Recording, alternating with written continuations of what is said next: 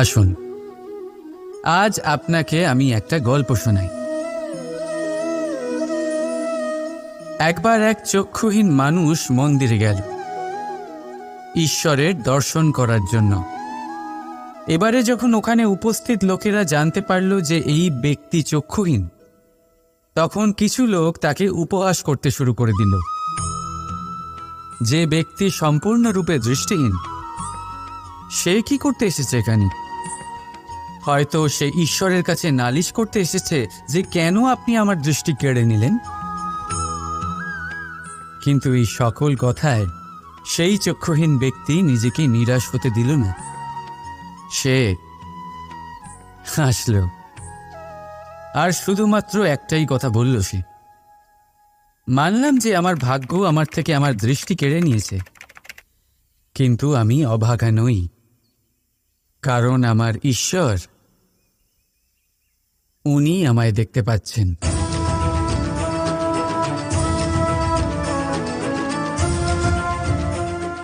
তাই মনে রাখবেন, দৃষ্টি নয়, দৃষ্টিভঙ্গি আবশ্যক। যদি আপনার দৃষ্টিভঙ্গি শুভ হয়, তাহলে অশুভর মধ্যেও আপনি শুভ দেখতে পাবেন। আর মন প্রসন্ন হয়ে বলবে, রাধা রাধা। ধন ধন হলো কারোর জন্য মোহ, আবার কারোর জন্য মায়া, কারোর জন্য হয়তো ভাগ্য, আবার কারোর জন্য কর্মের পারিশ্রমিক। দেখতে গেলে এই ধন হয়তো সবার জন্যই অত্যন্ত প্রয়োজনীয় হয়ে থাকে।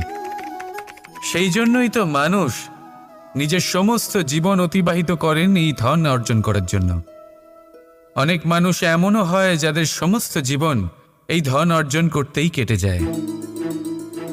প্রত্যেক মানুষই চেষ্টা করেন যেন তিনি ধনী হন, যত সম্ভব বেশি ধন অর্জন করতে পারেন, সম্পন্ন থাকতে পারেন। আর তা হবে নাই বা কেন? কারণ এটাই হলো এমন এক বস্তু যা আদান প্রদান এমন নানান কাজে আসে। চেষ্টা তো সব মানুষই করেন, ধন অর্জন সব মানুষ করতে পারেন না।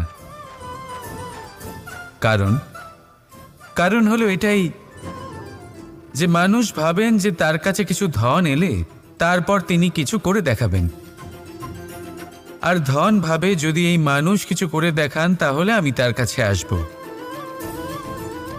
সেই জন্য কিছু করে দেখান, এমন শ্রেষ্ঠ কাজ করে দেখান যাতে ধন নিজেই আপনার কাছে ছুটে আসে। যদি আপনি ধন লাভের আশায় ছোটেন তাহলে আপনি নিজের সন্তোষ ভাব হারিয়ে ফেলবেন। কিন্তু এই সম্পত্তি যদি আপনার কাছে ছুটে আসে তাহলে আপনাকে মহান বলা হবে। সেই জন্য কাজ করুন, শ্রেষ্ঠ কাজ করে দেখান, দেখবেন এই ধন ফলস্বরূপ আপনার কাছে আসবেই আসবে। তাহলে আসুন আমার সাথে ভালোবেসে বলুন, রাধা রাধা। এই সংসারে আমাদের জীবনের সবথেকে বড় দোষ কি আপনি জানেন? কেউ বলবেন লোভ, কেউ বলবেন লালসা, কেউ বলবেন অসত্য। দেখুন, দুঃখের মূল কারণ হলো পরিশ্রম না করা। কিছু মানুষ ভাবেন যে আমি জীবনে কোনো পরিশ্রম করব না, অথচ আমি সবকিছু প্রাপ্ত করতে চাই। আর এমন এক কারণের জন্যই দূতের মতো খেলা আমাদের জীবনে প্রবেশ করার সুযোগ পায়। দূত, এই দূত আসলে কি? দূত অর্থাৎ কোনো পরিশ্রম ছাড়াই অন্য কেউ পরিশ্রম করে যা অর্জন করেছেন, যে সুখ সুবিধা অর্জন করেছেন, তা নিজের জন্য শুধুমাত্র একটা খেলার মাধ্যমে নিজের করে নেওয়ার ইচ্ছে। আর এই ইচ্ছে অত্যন্ত বিনাশকারী হতে পারে। এই ইচ্ছে যদি আপনার বিবেক, আপনার মন, আপনার চেতনা, আপনার ভাবনা প্রবাহিত করে ফেলে, তারপরে আপনি চেষ্টা করতে শুরু করে দেবেন, আর সেইখান থেকেই আপনার পতন শুরু হবে। এই চেষ্টা করবেন যে অন্য কারোর জীবনের সমস্ত ধন, তার সমস্ত জীবন সম্পূর্ণভাবে নিজের করে নেওয়ার। কারণ প্রথমে আশা জাগ্রত হয়, আর এই আশা হতাশায় পরিণত হতে সময় লাগে না। এই হতাশা কুণ্ঠায় পরিণত হতে সময় লাগে না, কুণ্ঠা লোভে পরিণত হতে সময় লাগে না, আর এই লোভ প্রতিশোধ স্পৃহাতে পরিণত হতে সময় লাগে না। আর যখন এই সব কিছু হয় আপনি দুষ্ট হয়ে যান। আর সবাই জানেন যে প্রত্যেক দুষ্ট ব্যক্তির পতন হলো অবশ্যম্ভাবী। তাই নিজেকে দূতের থেকে দূরে রাখুন আর পরিশ্রমকে নিজের কাছে টেনে নিন। জীবনে আপনার যা যা স্বপ্ন রয়েছে, যা আপনি করতে চান, শুধুই পরিশ্রম দ্বারা অর্জন করুন। তাহলে তাই করুন আর আমার সাথে ভালোবেসে বলুন, রাধা রাধা। জীবনে আপনি যত অগ্রসর হতে থাকেন, অনেক মানুষের সাথে আপনার দেখা হয়। তার মধ্যে কেউ আপনাকে উৎসাহিত করেন, কেউ আপনাকে শক্তি প্রদান করেন, কেউ আপনাকে হতাশ করেন, আবার কেউ আপনাকে পাথরও মারতে থাকেন। এমন অবস্থায় বেশিরভাগ মানুষ কি করে থাকেন? অন্যের কর্মের জন্য নিজে বিচলিত হয়ে পড়েন, ক্রুদ্ধ হয়ে যান তাদের ওপরে, তাদের সাথে লড়াই করেন, তাদের কটূক্তি করেন, প্রতিশোধ নেওয়ার জন্য তাদের ছোড়া সেই পাথর দিয়ে তাদেরকেই আঘাত করার চেষ্টা করেন। কিন্তু এতে কি হয়?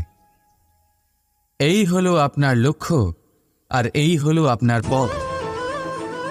এবার এই সব ঘটনার কারণে আপনি সেখানেই দাঁড়িয়ে তাদের সাথে লড়তে থাকেন।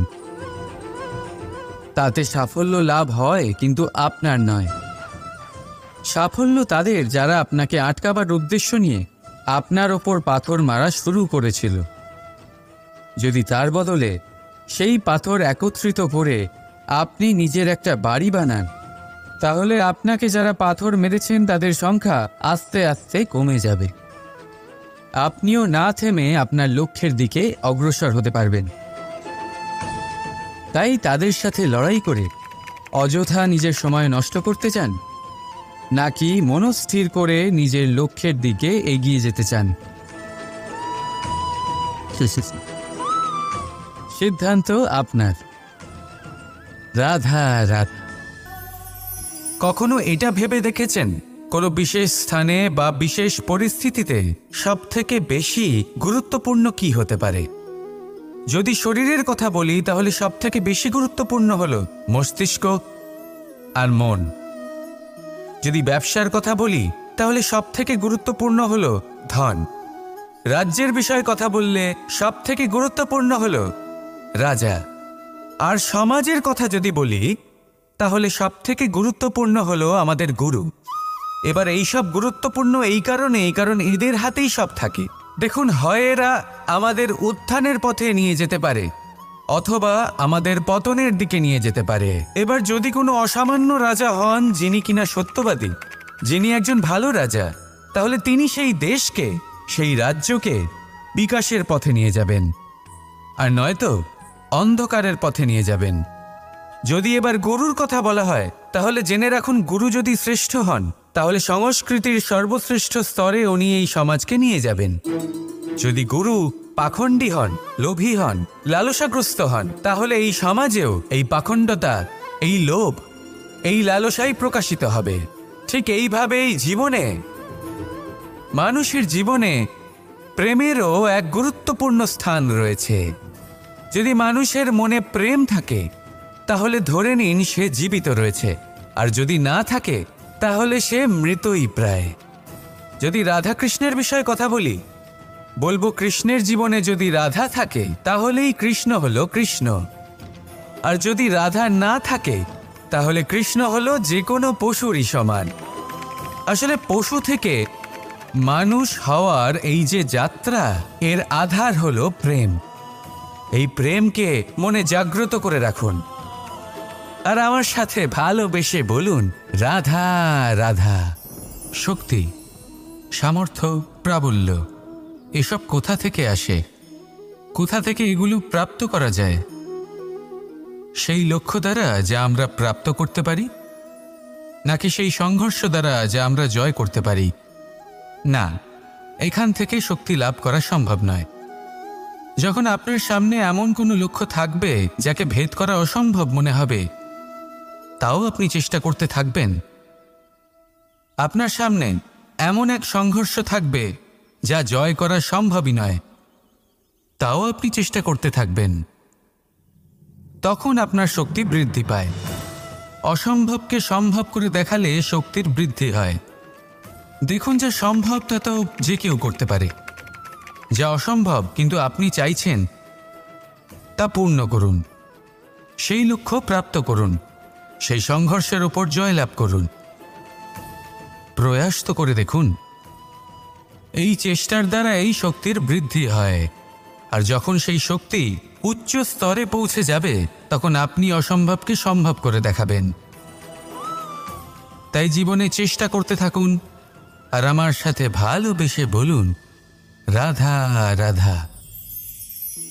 আম এবং নিম, এই দুই যে যার স্থানে অত্যন্ত বিশেষ, অত্যন্ত শ্রেষ্ঠ। আম আমাদের শক্তি বাড়ায়, আর অন্যদিকে নিম রোগের সাথে লড়াই করার আমাদের ক্ষমতা বাড়ায়। এবার আম অত্যন্ত মিষ্টি হয়, আর নিম অত্যন্ত তিক্ত। তাই এই কারণে কি নিমের নিরাশ হওয়া উচিত বা নিজেকে ঘৃণা করা উচিত? তার স্বাদ তিক্ত? কখনোই নয়। দেখুন, নিম তিক্ত, এতে নিমের কোনো দোষ নেই। দোষ হলো জিহ্বার, যে মিষ্টি পছন্দ করে, তিক্ত পছন্দ করে না। কিন্তু যদি আপনি নিজের জীবনে নিমের প্রয়োগ না করেন, তাহলে আপনার রোগ প্রতিরোধ ক্ষমতা বাড়বেই না। তাই নিম হলো অত্যন্ত গুরুত্বপূর্ণ। এর থেকে আপনি কি শিক্ষা পেলেন? এটাই যে জীবনে কখনো অন্য কারোর মাপকাঠি দ্বারা নিজেকে পরখ করবেন না। আপনার যোগ্যতা, আপনার বিশেষত্ব, আপনার গুণ, অপগুণ, এই সব কিছু আপনি নিজে বুঝে নিন। সেটাই যথেষ্ট। আসুন আর আমার সাথে ভালোবেসে বলুন, রাধা রাধা। আজকাল আপনি দেখে থাকবেন যে মা বাবা শুধুমাত্র সন্তানকে ভালোবাসেন তা নয়, তাদের মোহেও জড়িয়ে পড়েন। বিদ্যালয়ে যখন পাঠান, তখন সমস্ত সুযোগ সুবিধা দিয়েই পাঠান। চেষ্টা করেন যে সবসময় যেন সন্তান তাদের চোখের সামনেই থাকে। কিন্তু ভুলে যান এক অত্যন্ত গুরুত্বপূর্ণ কথা, যে সন্তানকে এক নতুন দৃষ্টিভঙ্গি দেওয়াই হলো ওনাদের কর্তব্য। সেই জন্য পুরাতনকালে শিষ্যদের গুরুকুলে পাঠানো হতো, বাড়ির থেকে দূরে।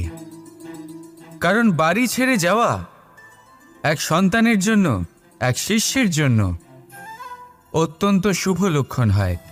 যখন সে বাড়ির থেকে দূরে, গৃহস্থের থেকে দূরে থাকবে, তখন এই সংসারকে সে এক নতুন দৃষ্টিভঙ্গি দিয়ে দেখবে, পরখ করবে, বুঝতে পারবে, আর সব কিছু নিজে থেকেই শিখে যাবে কখন আক্রমণ করতে হয়, কখন পিছু হটতে হয়, কিভাবে এই সংসারের সম্মুখীন হতে হয়। আর এটা আপনার দৃষ্টি ওকে শেখাতে পারবে না, ওর অভিজ্ঞতা ওকে শেখাতে পারবে।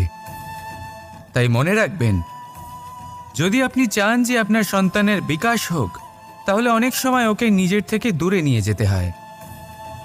যদি মোহে আবদ্ধ থাকেন, তাহলে ওর বিকাশ কখনোই হবে না। তাহলে আসুন আমার সাথে ভালোবেসে বলুন, রাধা রাধা।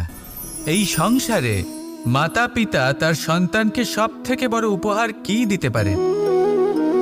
বৈভব, সুযোগ সুবিধা, বাড়ি, নাকি আশেপাশের পরিবেশ? এই সংসারে মাতা পিতা তার সন্তানকে সব থেকে বড় উপহার শিক্ষা দিতে পারেন, কিন্তু তার জন্য সময়ের প্রয়োজন হয়। এবার এই সময় অত্যন্ত অদ্ভুত। সময়ের ধারণা সবার রয়েছে। কখনো কখনো কিছু কঠিন সময় বরদানের মতো আমাদের সম্মুখে আসে। এরকম কোনো সমস্যার কথা যদি আমি বলি, যেমন যুদ্ধ, মহামারী, মহা অসুখ, এরকম সময় আমাদের কাছে যথেষ্ট সময় থাকে। এই সময় আমরা চিন্তা করি, ভয়ভীত হই, কে জানে কত সম্পত্তির ক্ষয়ক্ষতি হবে। এবার এই সময় কিভাবে কাটিয়ে ওঠা যায়? অশুভ চিন্তা তার মনের মধ্যে বাসা বাঁধে। সে বুঝতে পারে না সে কি করবে। আমি বলবো, চিন্তা ত্যাগ করুন, এই ভয়কে ত্যাগ করুন। আর মনে রাখুন একটা গুরুত্বপূর্ণ কথা, যে ঈশ্বর আপনাকে বরদান দিয়েছেন যাতে আপনি নিজের কর্তব্য পূর্ণ করতে পারেন।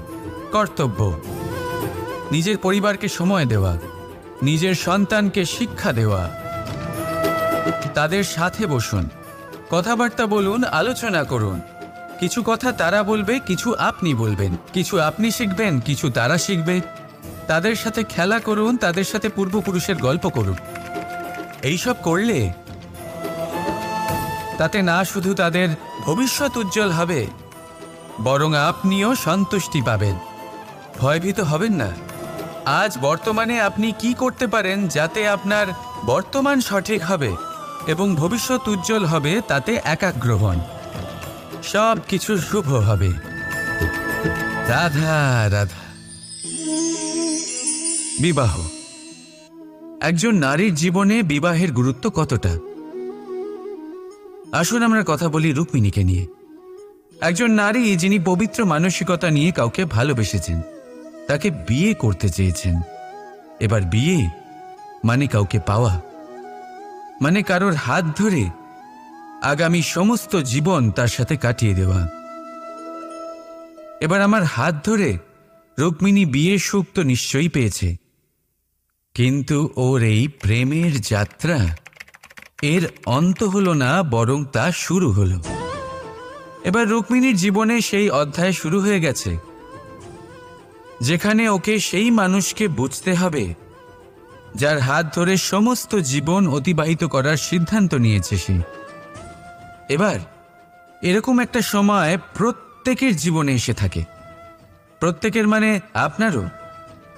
আপনার জীবনেও এমন এক সময় আসবে, তার জন্য তৈরি থাকুন। নিজের মনে যা যা বিকার আছে তা কোথাও ত্যাগ করে আসুন, আর পরিশুদ্ধ ভালোবাসা দিয়ে, পবিত্র মন দিয়ে নিজের জীবন সাথীকে বোঝার চেষ্টা করুন, কোনো আশা না রেখে। যদি এরকম করতে পারেন তবেই কঠিন পরীক্ষায় উত্তীর্ণ হবেন, নয়তো নয়। রাধা রাধা। এই সংসারে কিছু মানুষের তীব্র বাসনা থাকে, সে নিজেকে বিনাশ করতে চায়। কিছু মানুষ মদ্যপান করে নেশায় বুঁদ হয়ে থাকেন, কিছু মানুষ বিলাসিতা করেন, আর কেউ সবার সাথে শত্রুতা করে বসেন। যদি আপনি নিজের বিনাশই চান তাহলে এইসব করার প্রয়োজনই নেই। শুধু একটু অহংকার পোষণ করুন। হ্যাঁ, আপনি ঠিক শুনেছেন, এই অহংকার আপনাকে বিনাশ করে দেয়। এ হয়তো কাঁটার মতন বেঁধে না, কিন্তু এর ধার আপনাকে রক্তাক্ত করে দেয়। আস্তে আস্তে আপনার প্রিয়জন, আপনার বন্ধু, আপনার আত্মীয়, যাদের আপনি ভালোবাসেন, তাদের সকলকে আপনার থেকে দূরে করে আপনাকে একা করে দেয় এই অহংকার। যদি আপনি এই জীবনে বাঁচতে চান তাহলে বিনম্র হতে শিখুন, আর যদি আপনি নিজের বিনাশ চান তাহলে অহংকার পোষণ করতে শিখুন। সিদ্ধান্ত হলো আপনার, এই জীবন হলো আপনার। রাধা রাধা। কিছুদিন আগে আমরা কথা বলেছিলাম যে আমাদেরকে নিজেদের বিবেকের সাহায্যে সুজন আর দুর্জনকে চিনতে শিখতে হবে। কিন্তু কিভাবে চিনব? কি গুণ থাকে তাদের? সুজন কি সে যে আস্তিক হয়, যে ঈশ্বরকে বিশ্বাস করেন, যে তাকে ভয় পান?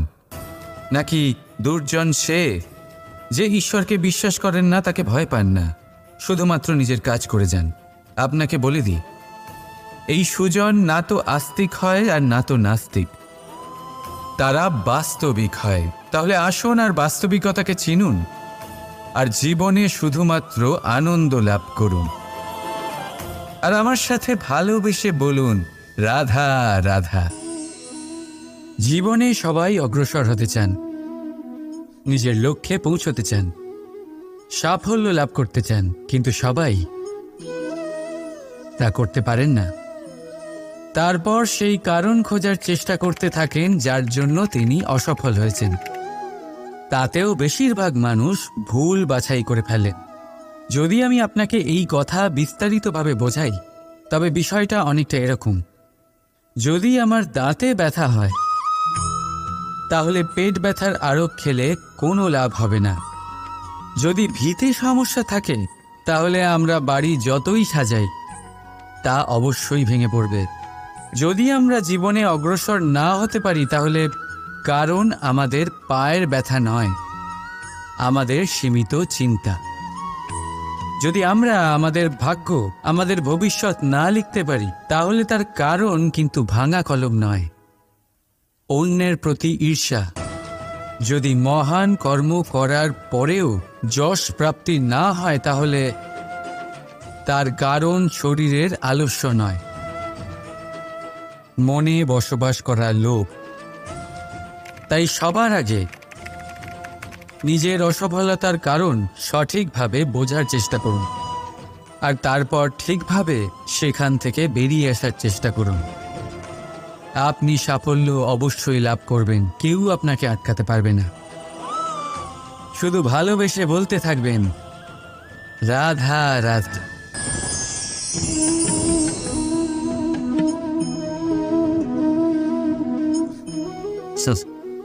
এই পাত্রের গুরুত্ব আমরা নিজেদের জীবনে বেশ ভালোভাবেই জানি। গ্রীষ্মকালে এটা আমাদের তৃষ্ণা মেটায়, শীতল জলকে যেন অমৃতের মতো আমাদের কাছে পৌঁছে দেয়। কিন্তু এই পাত্র তৈরি কিভাবে হয়? আপনি কি এই প্রক্রিয়ার বিষয়ে জানেন? সবার আগে কুমোর নিজের পা দিয়ে মাটি পিষতে থাকে, সেটা মেশায়, আর তারপরে সেটা চাকার উপরে বসিয়ে ঘোরাতে থাকে। এরপর সেটার উপরে বাইরে থেকেও আকার দিতে থাকে আর তার সঙ্গে ভেতর থেকেও সহায়তা করতে থাকে, যাতে এই কলসি ভেঙে না যায়। তারপর নিজের এই সৃষ্টি জ্বলন্ত উনুনে দেয় তার তাপে পোড়ানোর জন্য, আর তারপরেই শীতল জল দান করা এই পাত্র আমরা অর্জন করি।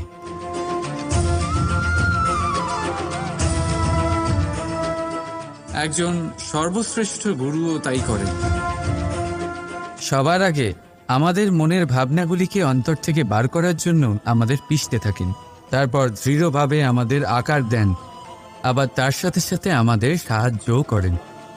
আর ঠিক তারপর পরীক্ষার অগ্নির সেই তাপে আমাদের ছেড়ে দেন পোড়ার জন্য, আর ঠিক সেইভাবেই আমাদের অস্তিত্ব তৈরি হয়। সেই জন্য যদি আপনার গুরু কঠোর হন তাহলে ওনার ওপর ক্ষুব্ধ হবেন না, ওনার ওপর ক্রুদ্ধ হবেন না, কারণ উনি সেই কুমোর যিনি আপনার জীবনের পাত্রকে এক সুন্দর আকার প্রদান করবেন। রাধা রাধা। যদি যাচাই করে দেখেন তাহলে এমন কোনো রত্ন নেই যার মধ্যে কোনো দোষ নেই, কিন্তু যদি মনে আশ্রয় দেন তাহলে প্রতিটা রত্ন আমাদের কাছে সর্বশ্রেষ্ঠ। যদি পরখ করতে যান তাহলে সংসারে এমন কোনো জীব নেই যা সাপের থেকেও বিষাক্ত, কিন্তু বিশ্বাস করলে এমন কোনো জীব নেই যা সাপের থেকেও বেশি সরল হয়, যা শুধুমাত্র নিজের পথে চলে, ইচ্ছে করে কারোর ক্ষতি কখনোই করে না। সেই রকমই হয় মানুষ। যদি মানুষকে পরখ করে দেখতে যান তাহলে তাকে গুণবান মনে হবে না, কিন্তু যদি বিশ্বাস করেন তবে প্রত্যেক মানুষের মধ্যে কোনো না কোনো গুণ আপনি অবশ্যই পাবেন। শুধু বিষয় হলো আপনার দৃষ্টিভঙ্গি। তাই নিজের জীবনে মানুষকে পরখ করতে গিয়ে সময় নষ্ট করবেন না। মানুষ কোনো বস্তু নয়, মানুষ এক আত্মাধারী জীব, যে হয়তো আপনার ব্যবহারে পাল্টে যেতে পারে, আবার পর মুহূর্তে আপনাকে আলিঙ্গনও করতে পারে। সে শুধু ভালোবাসার অপেক্ষা। রাধা রাধা।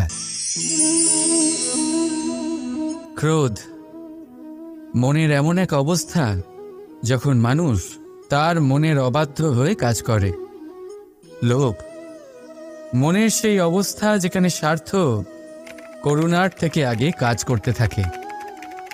প্রতিশোধ যেখানে মানুষ অপরের থেকে বেশি নিজেই নিজের ক্ষতি করে খুশি হয়।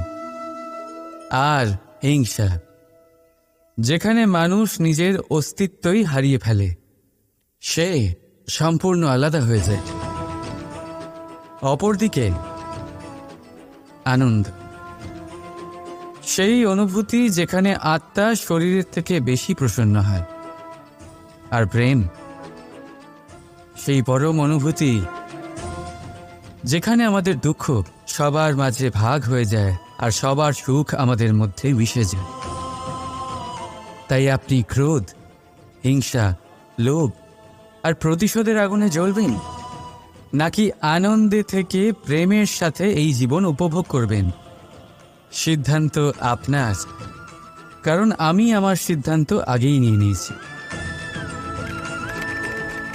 রাধা রাধা।